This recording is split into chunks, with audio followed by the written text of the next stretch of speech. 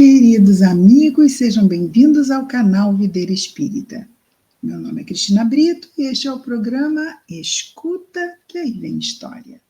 Aqui, semanalmente, nós vemos uma história que nos é trazida pela mediunidade de Chico Xavier, e essas histórias são do espírito Humberto de Campos, ou Irmão X.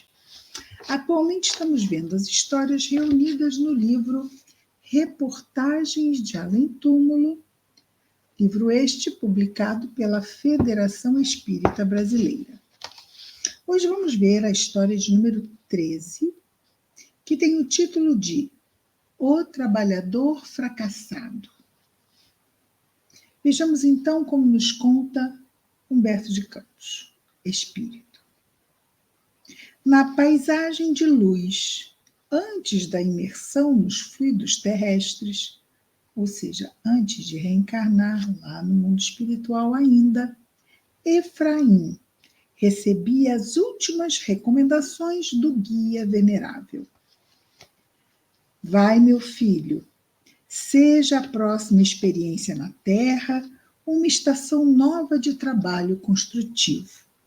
Recorda que és portador de nobre mensagem. A tarefa a que te propões é das mais edificantes. Distribuirás o pão do conforto espiritual no esforço de amor em que te inspiras. Não esqueças que energias diversas se conjugarão no mundo para distrair-te a atenção dos objetivos traçados. Então, nós temos que estar o quê? Como Jesus nos diz, não é? Vigiai e orai para não cairdes em tentação. Porque neste mundo da materialidade sensorial, que nos impacta os sentidos físicos, fácil é para nós nos distrairmos, pois ainda somos imaturos, não é? Por isso temos que estar atentos. Então, repetindo, não esqueças que energias diversas se conjugarão no mundo para distrair-te a atenção dos objetivos traçados. É indispensável que te fortaleças na confiança em Deus, em todos os momentos da vida humana. Cada homem, cada ser humano, permanece no planeta com a lembrança viva dos compromissos assumidos, revelando singularidades que a ciência das criaturas considera vocações espontâneas. Olha que interessante. Quer dizer que as nossas vocações evocam, trazem-nos, as nossas vocações, as dicas da vida, nos dizendo onde devemos aplicar as nossas energias, não é? Direcionar ali os nossos passos. A luta começa na infância, porque raros pais na Terra estão aptos a orientar conscientemente os filhos confiados à sua guarda. Resiste, porém, e aprende a conservar tuas energias nos altiplanos da fé. Lembra a tarefa santificante cometida, ou seja, entregue ao teu esforço, e não escutes vozes tentadoras, nem desfaleças diante dos tropeços naturais que se amontoam nos caminhos da redenção. Outra importante orientação. Vamos errar, vamos cair, sim, cairemos, mas vamos perceber que estamos caídos, não é porque sabemos. Caímos quando? Quando nos afastamos do correto, do mais sensato a fazer de acordo com as leis de Deus. Caímos quando traímos a nós mesmos, entrando em estados da alma, estados em que nossas emoções não são positivas, E ali nos demoramos, acumulando prejuízos através das nossas ações equivocadas, que depois nos virão como necessários reajustes, não é? Então vamos cair. Mas a queda nos mostra o quê? Que precisamos levantar e prosseguir. É isso, simples assim. E não ficarmos caídos, chorando, porque caímos. Não, levantemos e prossigamos, não é? Há operários que, embora possuídos de belas intenções, estacionam inadvertidamente por darem ouvidos aos enigmas que o mundo inferior lhes propõe a cada dia. De novo, nós paramos e ficamos entretidos em resolver certas coisas que são totalmente supérfluas. De novo, isso pode configurar uma queda até, mas uma hora lá vamos perceber. Quando percebermos,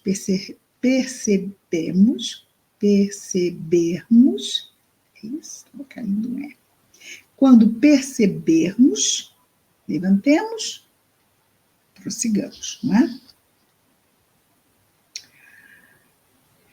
Vamos começar aqui do início da frase. Há operários que, embora possuídos de belas intenções, estacionam inadvertidamente por darem ouvidos aos enigmas que o mundo inferior lhes propõe a cada dia. Segue na estrada luminosa do bem, de olhar fixo no trabalho conferido às tuas mãos. Não esqueças que Deus ajuda sempre, mas nem por isso poderás prescindir do próprio esforço em auxílio de ti mesmo. Sim, Deus nos ajuda, mas não faz a nossa parte, não é? Ele faz a dele, para que nós façamos a nossa. Terminada essa fala, não é, do nosso mentor aqui, do nosso Efraim, o candidato à nobre missão, reconhecido e feliz, beijou as mãos do benfeitor e partiu. A esperança lhe acariciava os sentimentos mais puros.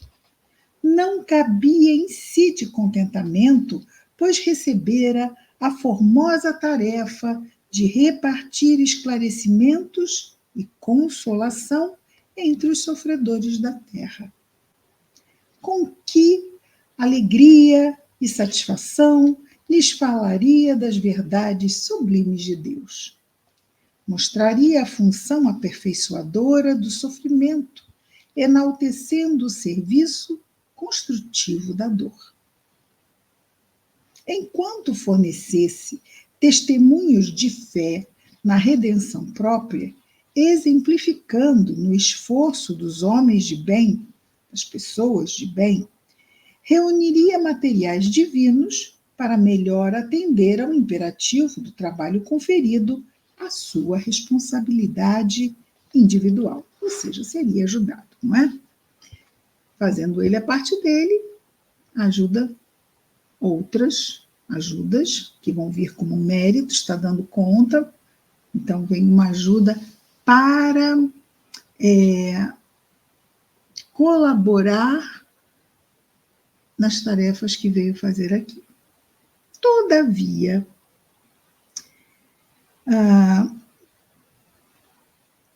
junto às observações ministradas pelo mentor compassivo e sábio, o trabalhador encontrou as primeiras dificuldades no próprio lar a que foi conduzido pelas teias de carinhosa atração. Ele tinha falado, não foi, o mentor? Sobre os desafios da infância, porque nem todos os pais conseguem desenvolver o melhor em termos de criação. Ao passo que os amigos da esfera invisível buscavam multiplicar-lhe as noções de ordem superior na recapitulação do período infantil, os seus pais inutilizavam diariamente o serviço espiritual com uma ternura viciosa e imprudente. Como não dar limites, não é? e ser permissivo na criação não ajuda. Não eram cruéis, pelo contrário, era aquela excessiva complacência, muitas vezes, com o que não está vindo bem e não se corrige, lá se deixa passar, não é? Essa é a função dos pais. Perceber onde estão as dificuldades, as arestas, e ajudar já na fase infantil e ir lixando, né? Trazendo outros valores, usando uma disciplina, amorosa sim, mas uma disciplina para ajudar nessa contenção natural de certos impulsos que já chegam mesmo com a criança. Na libertação parcial do sono, Efraim era advertido pelos amigos do caminho eterno a respeito da preparação necessária, mas logo que regressava ao corpo, né, logo que acordava, no corpinho de criança, a mãe o tratava como bebê, destinado às festas infantis, e o pai, voltado ao trabalho em sua repartição pública, preocupava-se em aumentar entretenimentos e brincadeiras. Assim, a criança aprendia os nomes e gestos da gíria, acostumava-se a repetir as expressões menos dignas, a atacar com as mãozinhas cerradas e insultar por diversão. Então, tem muitas crianças assim, né? E batem até mesmo nos pais, dão na cara. Precisam o quê? Não pode, isso não é bom. Educação, não é? Porque já vem muitas vezes o quê? Pendores, que não são positivos, às vezes agressividade, tendência à violência, e isso tem que ser coibido na infância, porque senão como vai crescer aquele jovem? Vai crescer, se já veio com problemas, os problemas só tendem a aumentar se nada foi feito no período infantil, não é? Quase reduzido à condição de papagaio interessante e voluntarioso, foi levado pelos amigos da esfera invisível a reconsiderar as obrigações assumidas.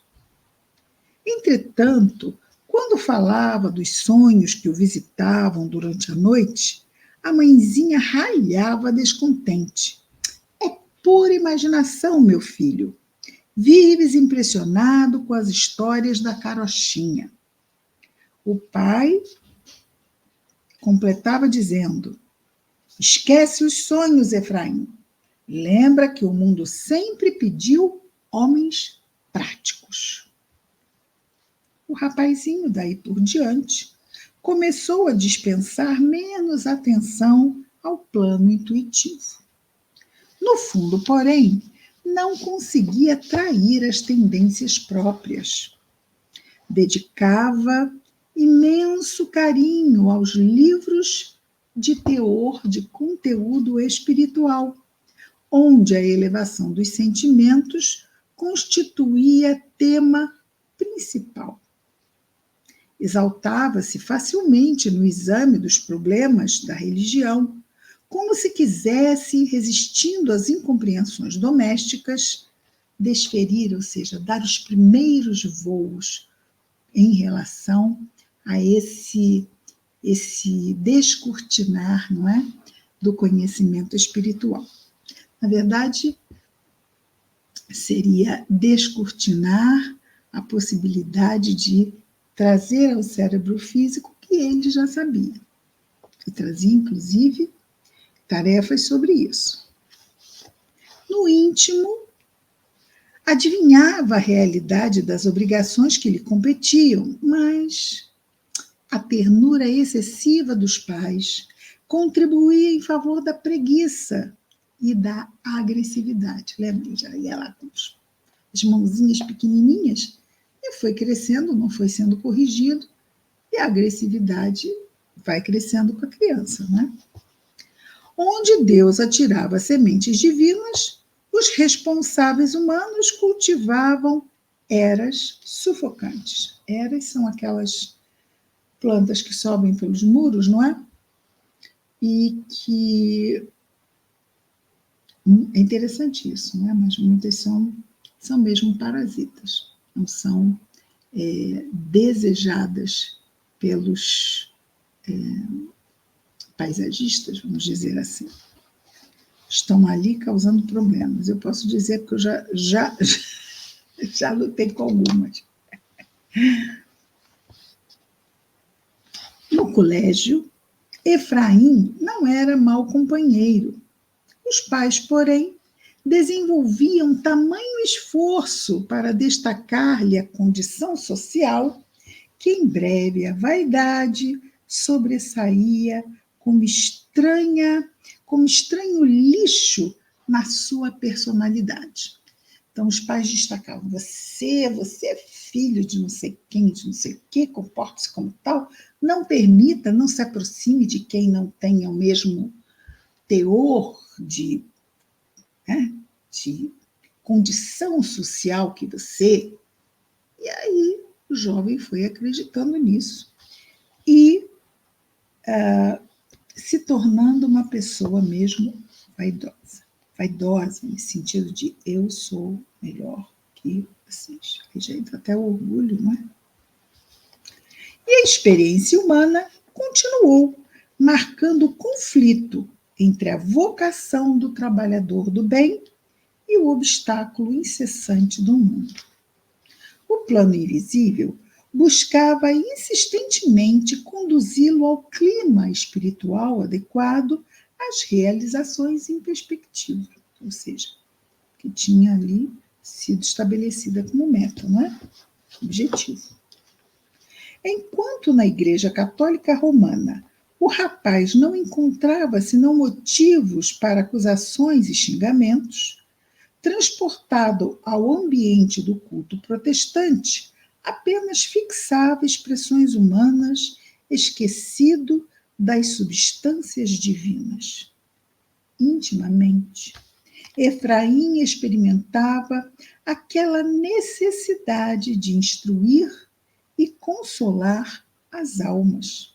Às vezes, não conseguia frear os impulsos e desabafava em longas conversações com os amigos.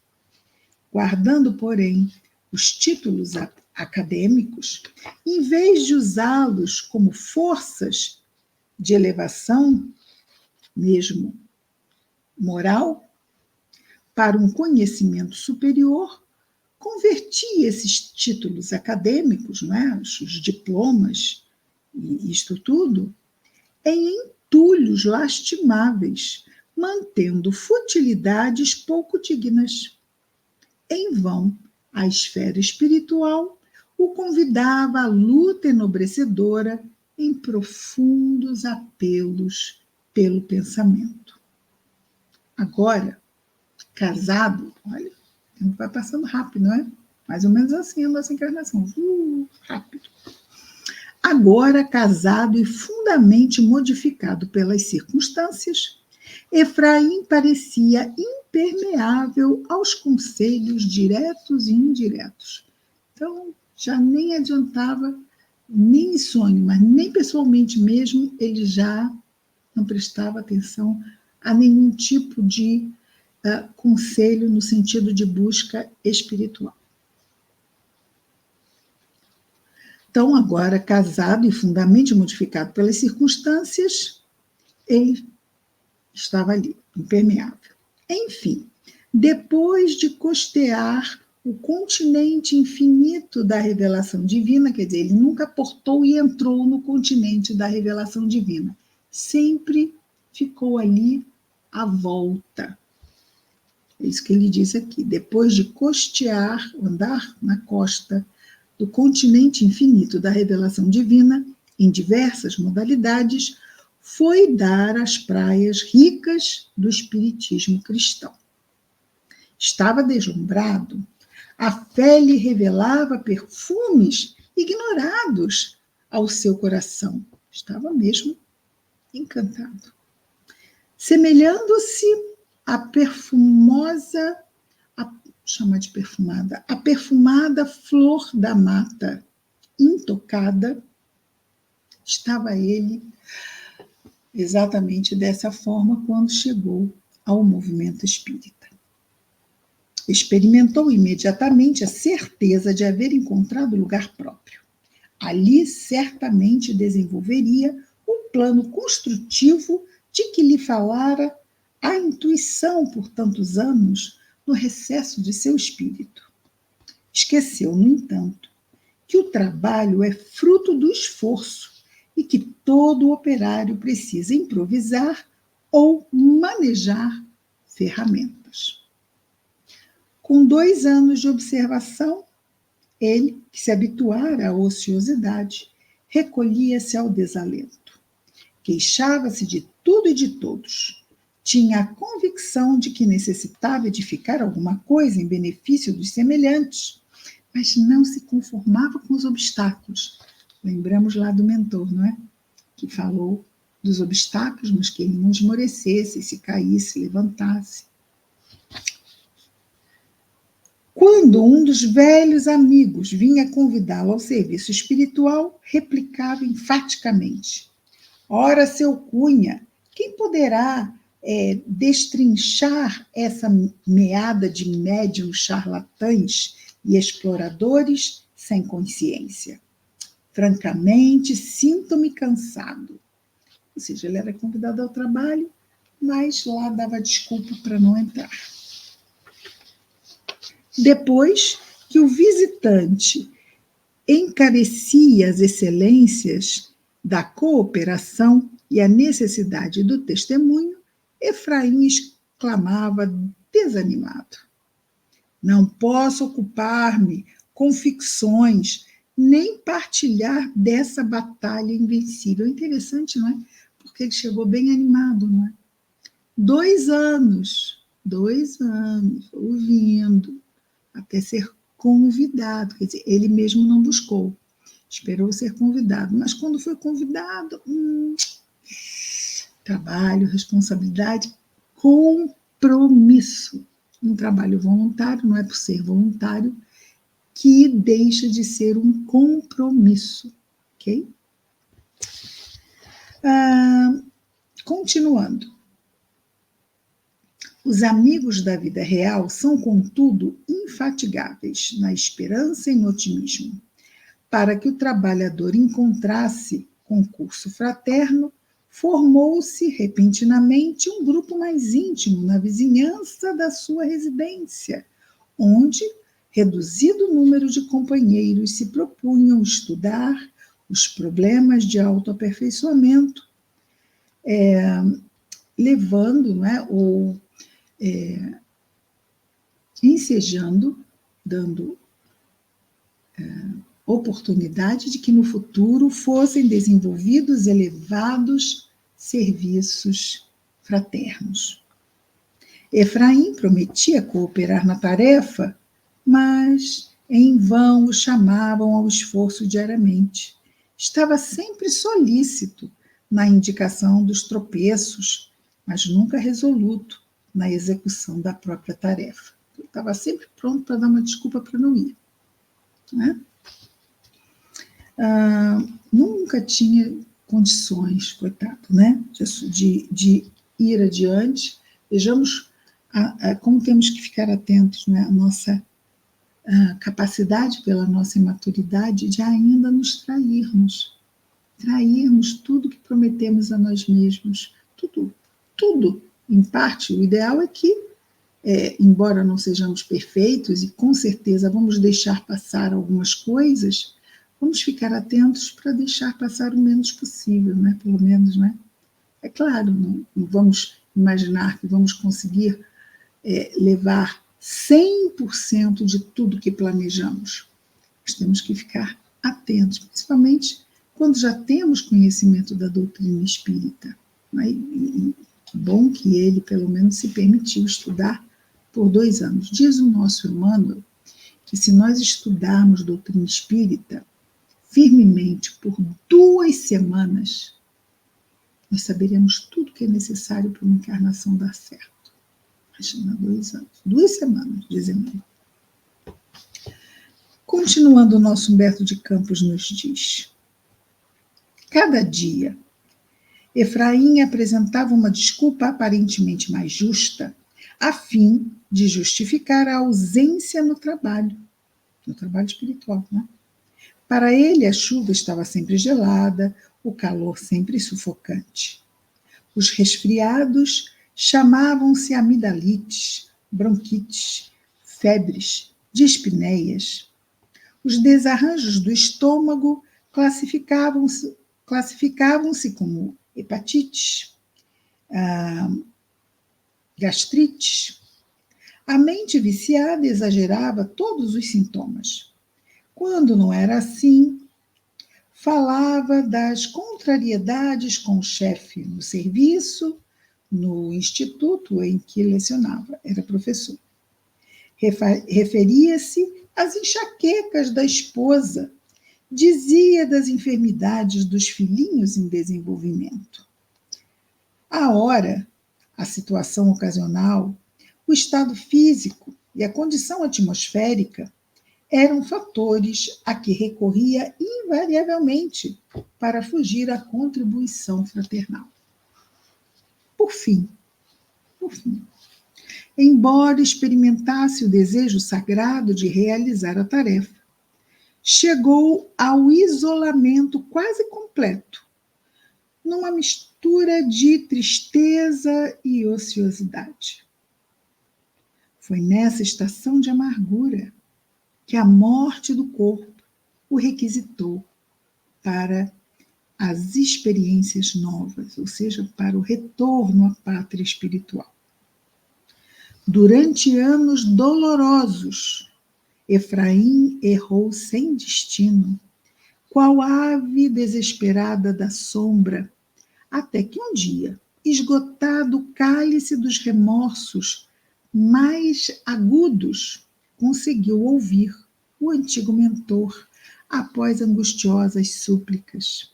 Aquele mentor do início da nossa história. Ele voltou? Não.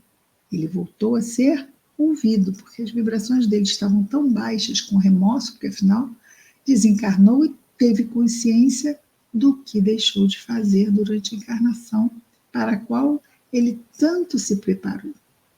Então, aquele nosso mentor volta a falar com ele, porque agora ele já tinha sintonia o suficiente para ouvi-lo. Meu filho, não te queixes, senão de ti mesmo. O dono da vinha, e aqui ele faz uma alusão à parábola dos trabalhadores da vinha,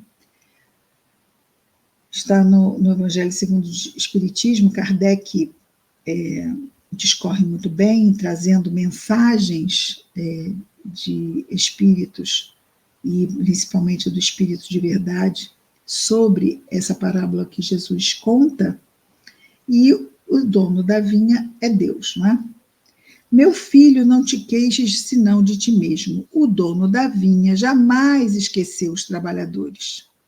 Materiais, ferramentas, possibilidades, talentos, oportunidades, tudo foi colocado pela bondade do Senhor em teus caminhos. Preferiste, porém, fixar os obstáculos, desatendendo a tarefa.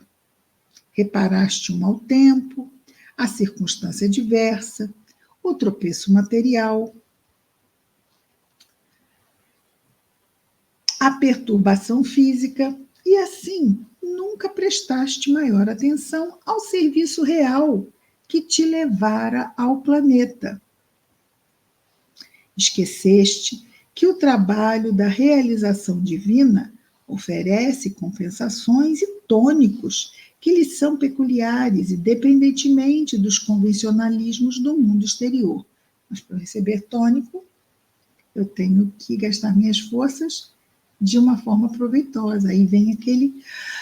Senão é só aquele desgaste, porque eu mesmo não favoreço a me, vamos dizer assim, a me recompor nas minhas energias com o auxílio do alto, porque afinal nós estamos o quê? Estamos trabalhando, então o alto vem e nos fortalece para quê? Para que continuemos trabalhando, não é?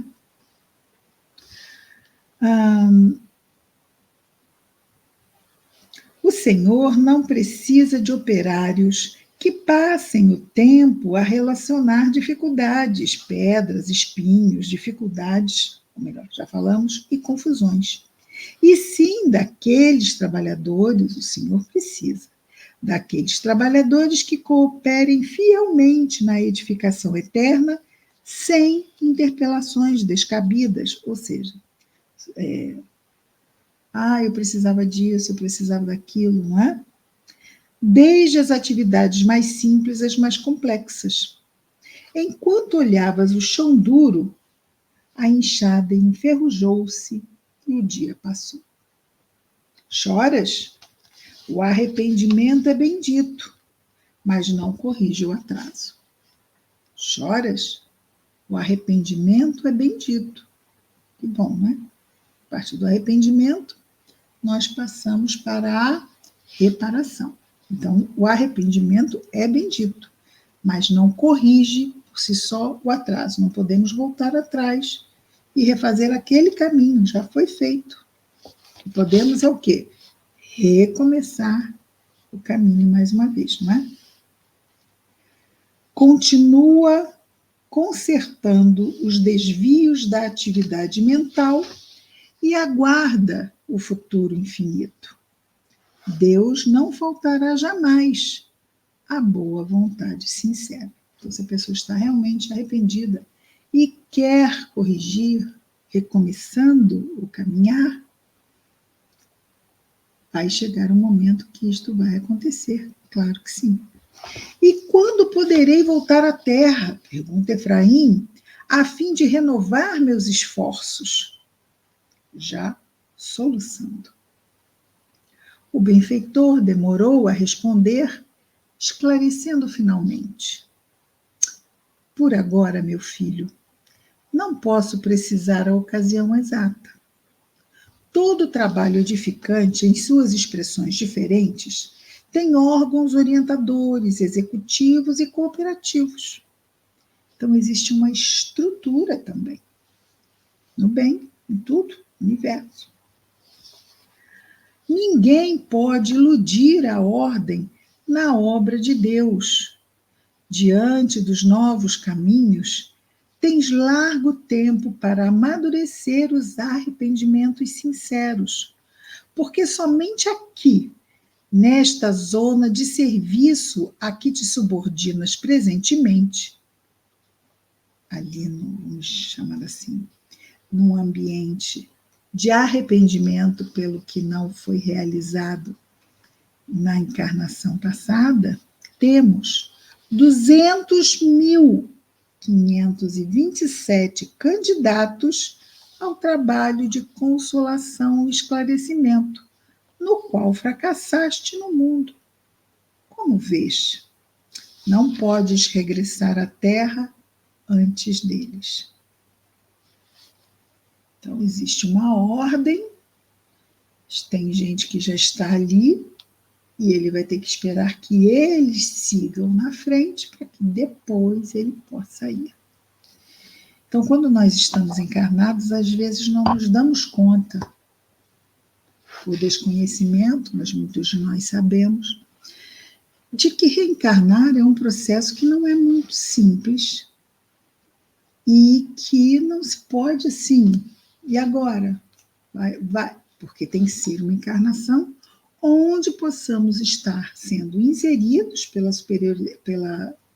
espiritualidade superior, a fim de que possamos executar o que pretendemos para aquela encarnação. Então, não é qualquer contexto que nos interessa. Tem que ser um determinado contexto. E isso já exige mais, vamos dizer, mais demora, né? Se fosse simplesmente chega e vão caindo aleatoriamente nos campos de de gravidez, vamos dizer, né? Uma mulher ficou grávida e vai atraindo o primeiro da fila. Qual a mulher? Qualquer uma. Engravidou, pega o primeiro da fila, o segundo. Mas não é assim. Cada reencarnação tem que ser escolhido a genética melhor para aquelas necessidades reencarnatórias, o melhor contexto familiar, o melhor gênero de vida que vai atender aos objetivos do reencarnante.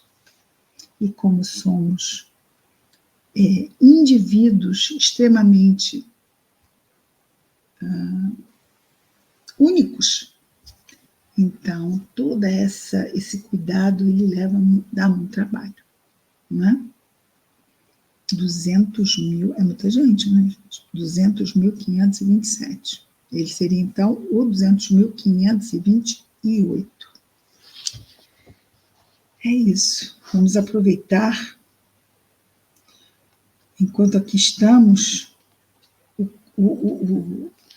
tarefa principal dele era esta que vimos. Qual será a nossa principal tarefa? Temos a principal, nós temos tantas outras. Ele era casado, tinha filhos, tinha um contexto de trabalho e tinha essa tarefa espiritual. Nós também temos vários contextos com os quais nos comprometemos. Vamos estar atentos para aproveitarmos o melhor possível cada dia da nossa vida. Está difícil, precisamos de fortalecimento, vamos orar. E vamos pedir ajuda também. Isso é importantíssimo. É isso, queridos amigos. Semana que vem estaremos aqui de volta com mais uma história do nosso Escuta, que aí vem história, o nosso Humberto de Campos, Espírito ou Irmão X. Até a semana que vem. Muita paz a todos.